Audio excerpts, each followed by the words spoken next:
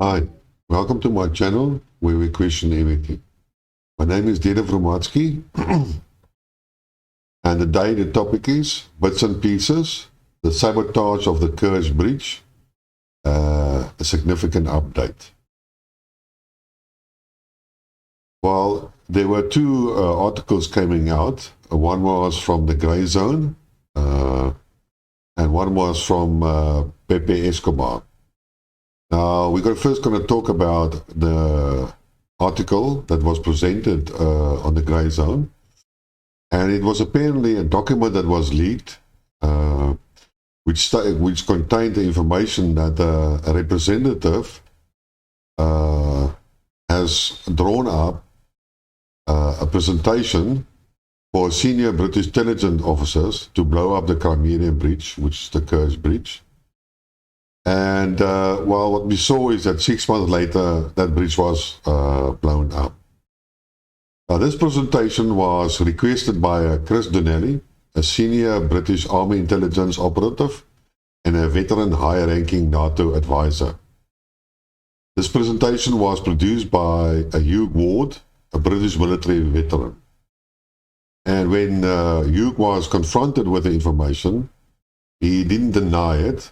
He actually confirmed it, but later withdrew his statement and said that he has to first consult basically with Chris Donnelly. Now, it seems to me that the planning of the British intelligence was to provide possible scenarios for the destruction of the Crimea Bridge. And they presented basically two options. The option one was a cruise missile attack on the two pillars of the steel bridge. And if those pillars would have been, or pylons would have been destroyed, then the bridge as a whole would have collapsed and it would have been catastrophic. The alternative was option two. The alternative was to use divers or underwater UAVs, and then plant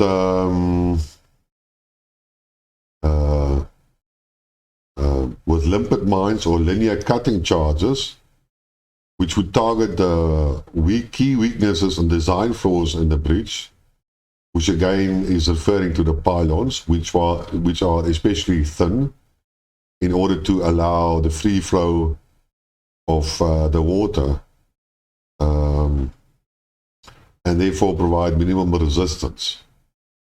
In any case, the involvement of the British intelligence, or at least that they considered such attack, is evident of the interest in planning underscores the deep involvement of the NATO powers in the Ukrainian proxy war. So one cannot deny that the NATO is not involved in the Ukrainian-Russian conflict. And apparently the overriding objective of this presentation was to degrade the Russians' ability to blockade Kiev, erode Moscow's war-fighting capability, and then isolate Russian land and maritime forces in Crimea by denying them resupply by sea and overland via the Kerch Bridge.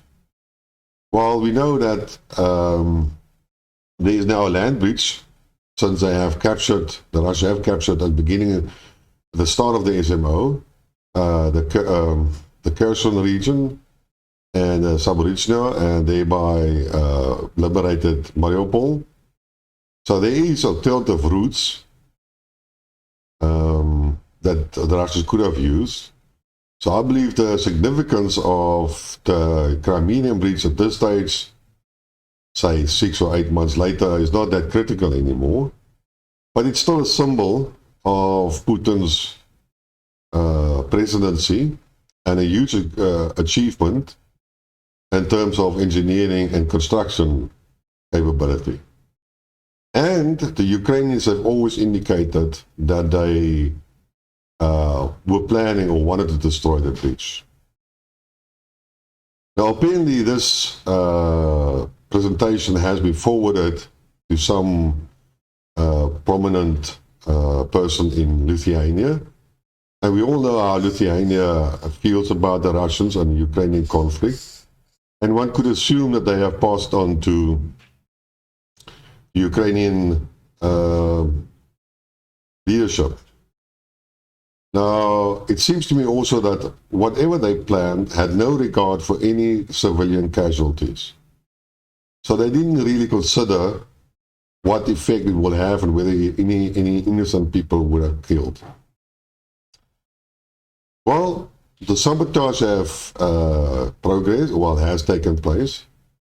But we all should by now know that the sabotage was executed by, call it a truck bomb. And then we come to the second article, which is an article by Pepe Escobar. Now, for some other reason, I don't know why, but Pepe has always some sources of information or anonymous sources in high government positions that feed him information that we as ordinary people don't really receive. So if you ever get or obtain an article by Pepe, you should make the effort to read it. He has a very funny style and it's sometimes difficult to read, but it really is fun and you can, whatever is written, you can believe. I will use, in any case, links to both articles in the comment section or in the description, and can you read it yourself. I only discussed basically a section of the report or the article that Pepe has described.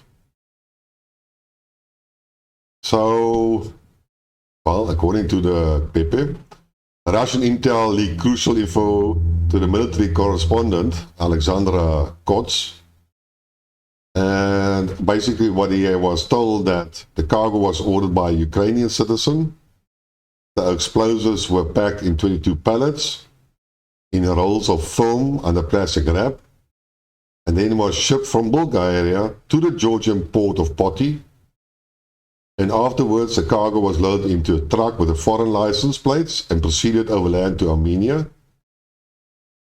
And then on the Armenian-Russian border, it was cleared and the transit was smooth, which is according to the rules of the Eurasian Custom Union, where both Russia and Armenia belongs to. And the cargo evidently avoided detection through X-rays. And this is actually a very standard route for truckers traveling to Russia. Now you can see why they followed that road, because they believe that the customs wouldn't be that strict, especially since it's part of the custom union. I'm not sure if X-rays can detect explosives. They're usually done by gas analysis. So the X-ray might have shown something else which wouldn't have looked like explosives, except maybe a detonator or some electronics, but you can always hide that in different forms. And so we processed, well, that cargo then progressed, and it re-entered Georgia, and then crossed the border into Russia, but this time through the upper last checkpoint. And that's the one we all have been learning. That thousands of Russians are fleeing from the Mobilization Act.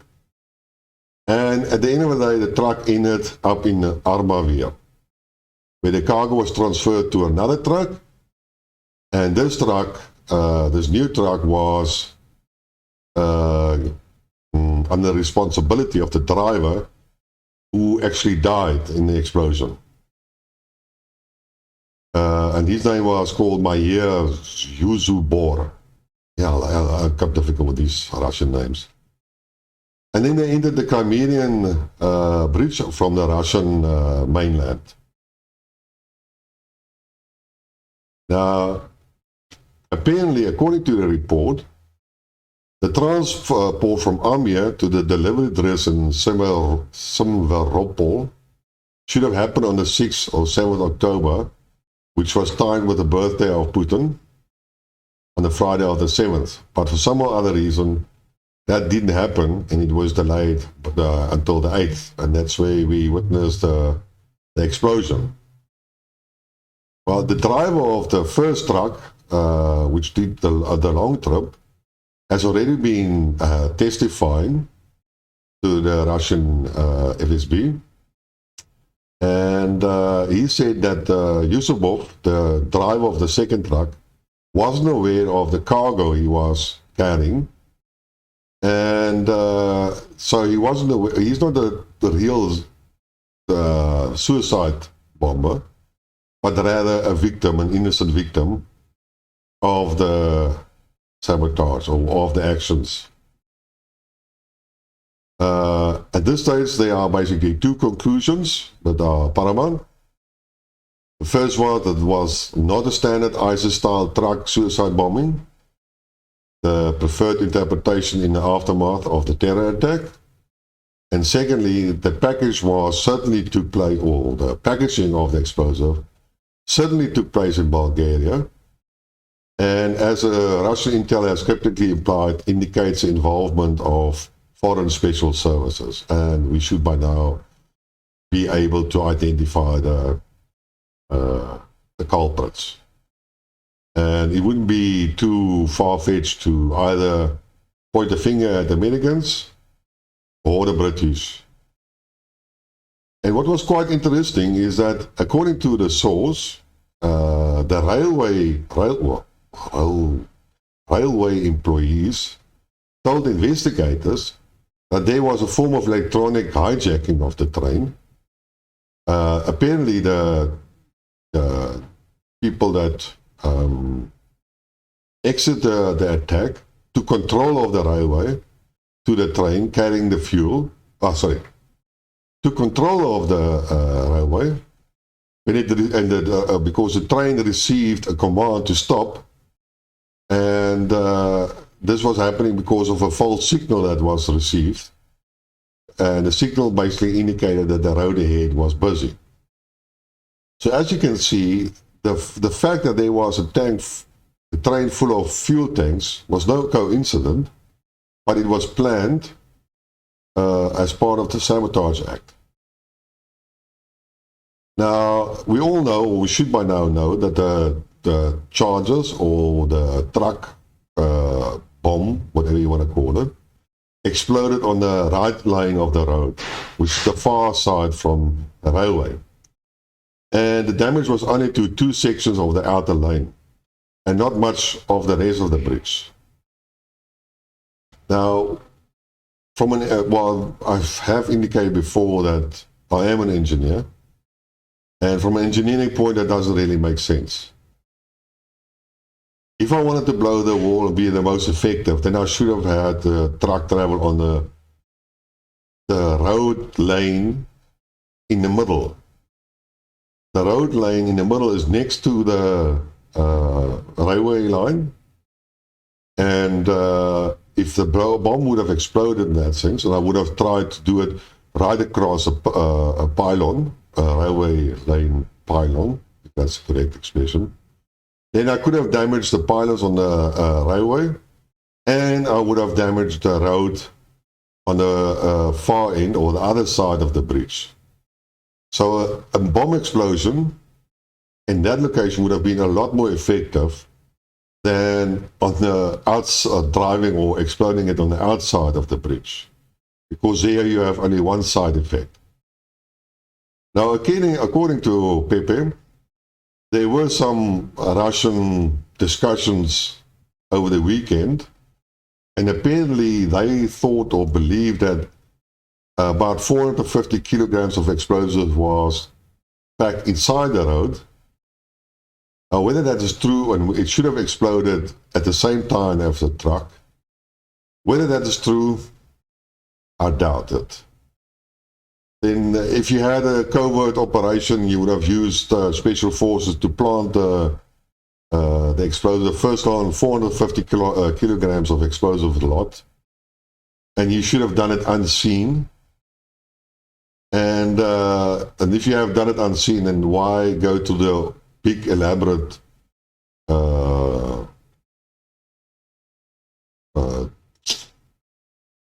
effort to transport a huge 22 pallets of explosive over over huge distances across multiple checkpoints with the chance of being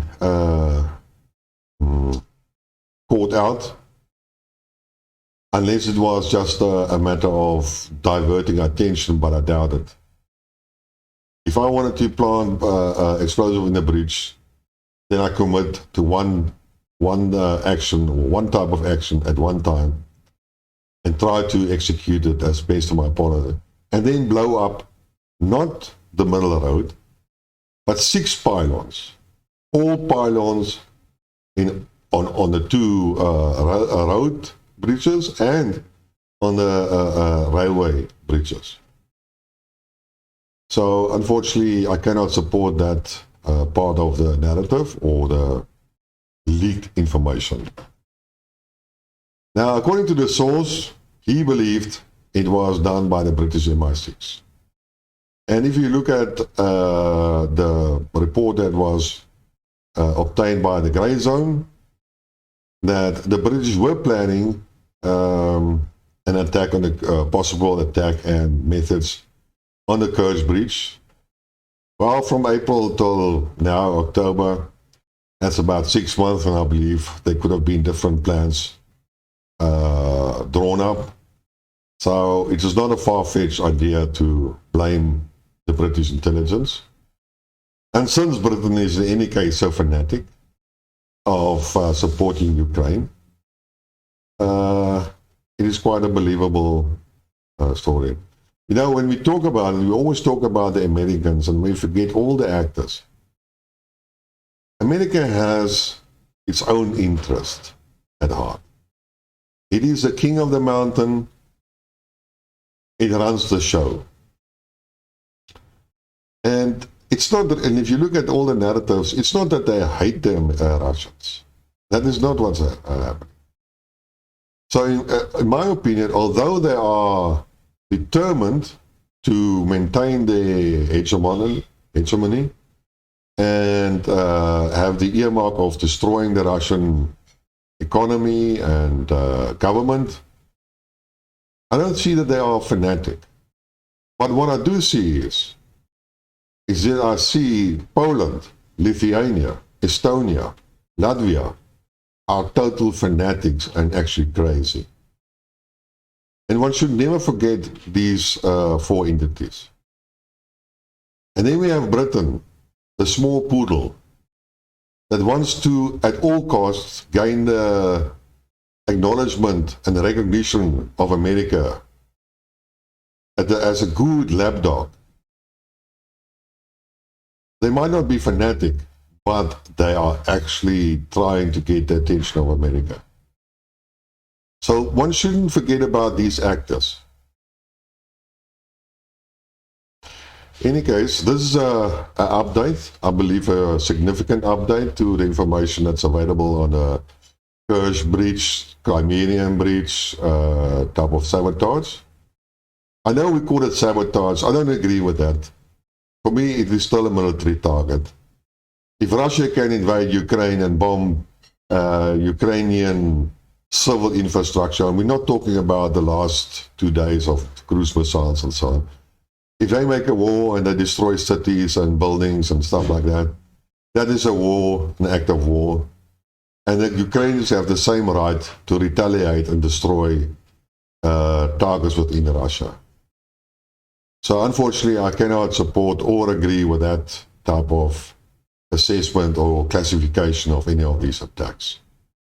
Maybe it's a Russian trying at the hand of propaganda, but yeah, it's a very meek propaganda effort from their side. So for me, if Russia attacks Ukraine, then Ukraine can attack Russia. Not that they will achieve anything, but war is war. And you can call sabotage a sabotage, but calling it a terrorist attack is a no-no.